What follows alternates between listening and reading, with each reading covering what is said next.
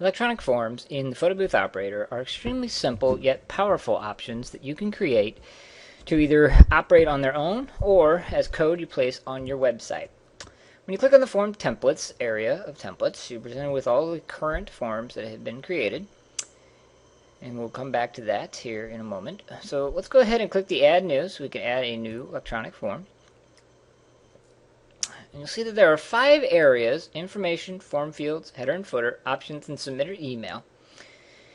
You have the option to complete all these or some of these. Some will be required. We'll kind of go over that.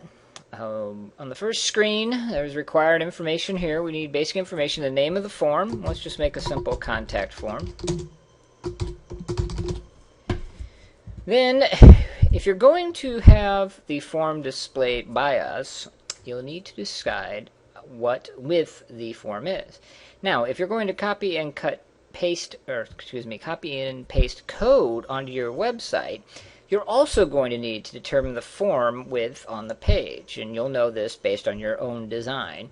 So let's say that we were going to put this into kind of your standard, say 960 pixel wide form, website. Then you need to determine at least one thing to occur once the form has been submitted. Now, you can have multiple things occur or just one. And this area is where you determine that. So when the form is submitted, you can send an email containing the form submission information to either an attendant, a partner, or some user or users. It's plural. You could select more than one. You could send a text message notifying them that a form has been completed, or you can add the contents to a list. Now, this is a contact form. It might be useful for us to collect some information from them. So we're going to go ahead and add these to our test list. And also, we're going to send an email to the owner to let them know the form has been submitted. The second area that is required are the form fields. We click on the form fields, and this is where you're able to very simply, quickly build your form from scratch. So, you'll see it tells you that move your mouse over the icon to the right to drop down the choice of fields. So as soon as we go over the little gear, the field types come up. And we'll kind of go over each one of these. They're somewhat self-explanatory. If you scroll down inside the box, you'll see there's quite a few. You can select one. It will then be added to your form. And you stay in the box, so if you wanted to add more, you could do that. And just keep going down. Since we're going to kind of go over these one at a time, let's take a look at them. Text box here is, well, pretty much that. It's just a text box where someone can type any information. You'll see that when by itself, it just kind of has an enter title in the box. As soon as you hover over it, it turns blue, highlights it around it, and gives you 3 options. So option number 1 is to make this a required field or not. Right now it's currently not required. If I click on it, it makes it required. You'll see there's a checkbox in there. We can then edit this, and you'll see how that does in a minute. Or we can remove this from our form. When it comes to edit, you see right now it says enter title. It's not really very descriptive. So we're going to change this to your name. Click go. And now you see some of a more familiar type form where it says name. Okay. Same holds true for this. We're going to make this our comment box. And now it says comments. New to this edition of our form builder, we have drag and drop reordering. So, you see that the little hand is over our highlighted text field here. If we click the mouse button and hold it down, and then move, we can now move this wherever we would like it on the form.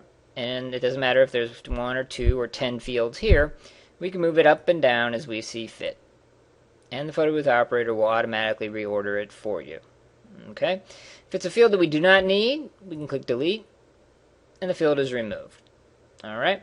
So those are the text areas and the text box. And we have drop-down, multi-select text boxes, and single select. They all work very similar, so let's go ahead and add a text box and you can see what it looks like. When you hit edit, an entirely different box comes up. It asks you to enter a title, and we'll do wedding budget. And then it asks you to create list values. So let's do less than $5,000. And if you click over to this little right, you'll see that it moves it over to here. And obviously the X is to remove it. We're going to make this $5,000 to $20,000. And then we're going to make this more than $20,000. So now we have three different options, and this happens to be a drop down. It could be a multi-select where they can select more of them. It can be the checkboxes where they can do a checkbox, yes or no type thing, selected, not selected, whatever you want to call it for each one of these. Or a radio, which is where all three are listed. There's a little round circle next to each one, and they can only pick one of the three.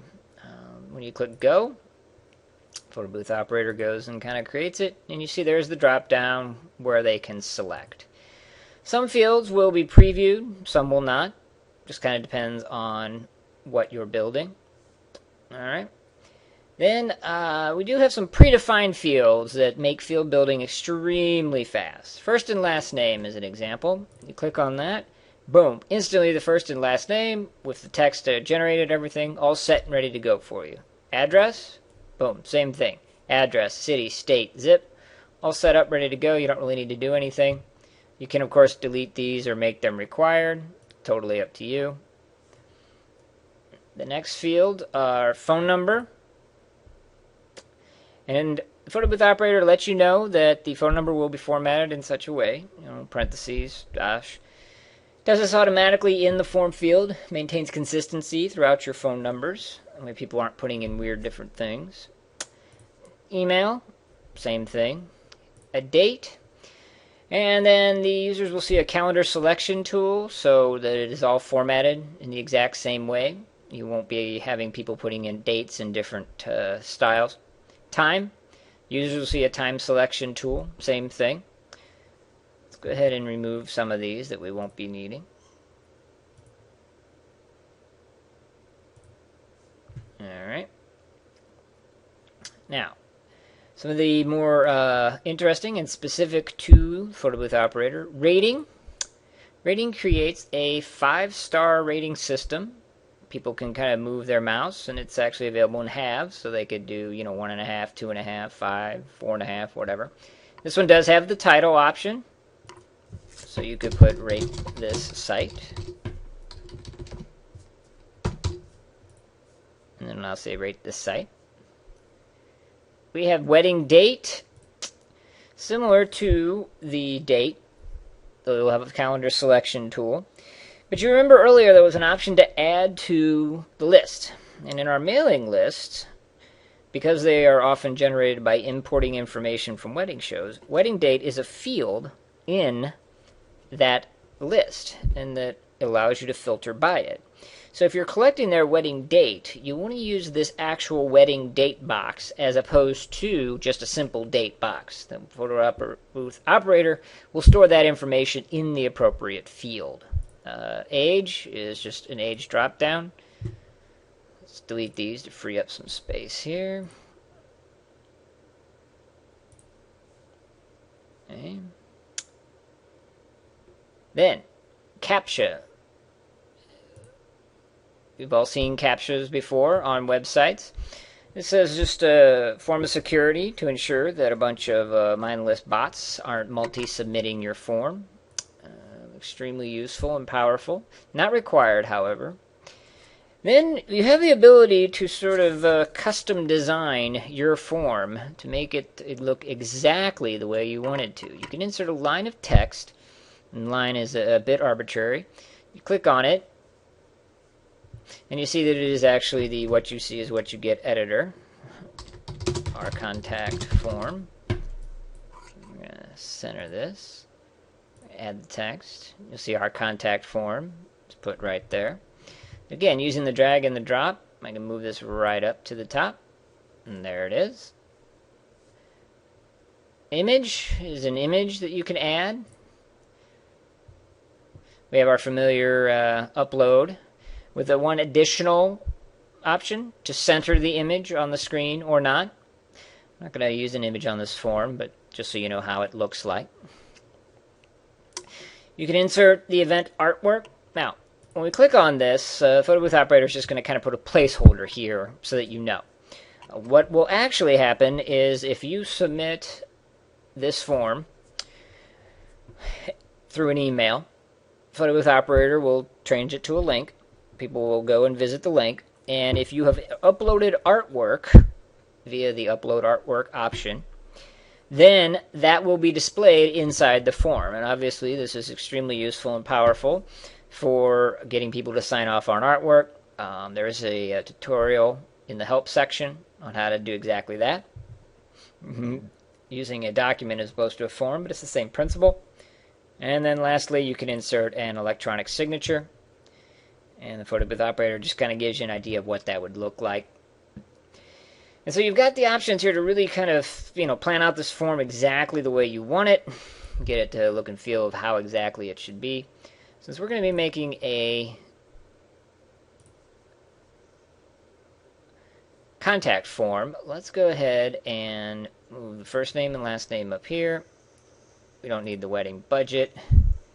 We'd like them to give us an email address, however. Let's move that up. And it is required. We don't need them to rate the site. And we're going to do a CAPTCHA just to make sure that a bunch of mindless bots aren't filling this out. The phone number is not optional. We're going to, since it is a comment form, obviously we're going to make the comments required. And first and last name are required. So pretty much what they're looking for here is they got to give us their first and last name, some comments, and their email. And then a CAPTCHA just to keep the bots out. So that is our simple contact form. Pretty straightforward. Obviously, if you are even remotely familiar with forms on different websites, you can see the power that's available to you. You can collect a lot of information and present it in a lot of different ways. Now, if you're going to be having the Photo Booth Operator display this form as opposed to copying and pasting the code onto your web page, we have a header and footer option here where you can go ahead and create the header and footer of your website. The goal here is, without any kind of knowledge of code, you can create a form that mimics the look and feel of your website. The idea being that you would provide a link, or you would actually have a link on your website that would go to this form. Even though it is hosted on our website, it will look exactly like yours, be pretty transparent to the individuals completing this form. In the options, we do have some required information. First up is, it wants to know if you want to use our input box styles as seen on the Form Fields tab. Now going back there, you'll see that there are these sort of input boxes, the kind of gray with the shadow, the gray outline. And if you leave this to yes, that's what the Photo Booth Operator will use. If you leave it to no, the Photo Booth Operator will inherit the styles from your existing page. And obviously, if you're going to be copying and pasting the code into your web page, you might want to take a look at that just to keep consistency. You can always come back and change it if you'd like.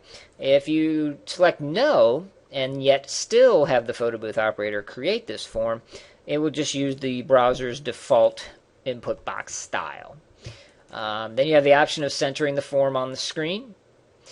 And again, if you're going to have the Photo Booth Operator display this, and we're going to try to mimic your page, then your page may have a background image, in which case you can upload the image or enter a URL to it. And you can also define the background color. If you select a background image, then the Photo Booth Operator will give you an option to repeat that background image. So you can repeat it just through the X, horizontal, through the Y, vertical. You can horizontally and vertically repeat it so that it's completely repeated. Or in some cases, people have like an absolutely huge single image background, and you can do that as well. Choosing the background color is pretty much as simple as clicking and selecting one of the predefined colors here, or getting down exact. You could put in your hex code, or you can use the gradient tool over here. I'm just going to leave it at white. Now, there is required, you need to tell the Photo Booth Operator what you would like to have happen after the form is submitted. Now, you can either redirect to a URL of your choice, or you can present a message to the user. For simplicity's sakes, we're going to have them go back to the Google website. Now, the last option, submit or email, is optional. You, at The information tab indicated what you wanted to do when the form is submitted in regards to notifying you or an attendant or a partner. Now, if you would like to also send an email to the user, you can do that here. So basically, what most clients use this for is just basically a simple thank you. In the case of the contact form, we're going to send an email. Brings up the email editor. We could load an email template if you have an existing one, or we can do something as simple as thank you.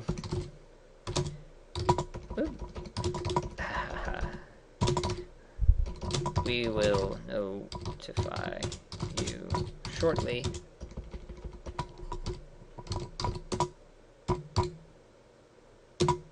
of our response to your comments. And once you have your message, just hit add text, and then it is added here. So once you have all the required information in each one of the tabs, you just add your... Back on the form template screen, you'll see that once you have created a form and it has been utilized, you can actually start to view the information, especially signatures. So we have a signature form here, and it's been completed 11 times. And we can go ahead and view the details. When we click on that, it brings up a list of all the completions. And if it's been signed and you hover over it, it shows you the signature. And then you can view details. If you wanted to drill down even more, you'll say that the name field was filled in as the tester, and the digital signature was done on this particular date time with this IP address. The name certified their signature, and then the signature there. So you can actually drill down to each form to see how it is being utilized.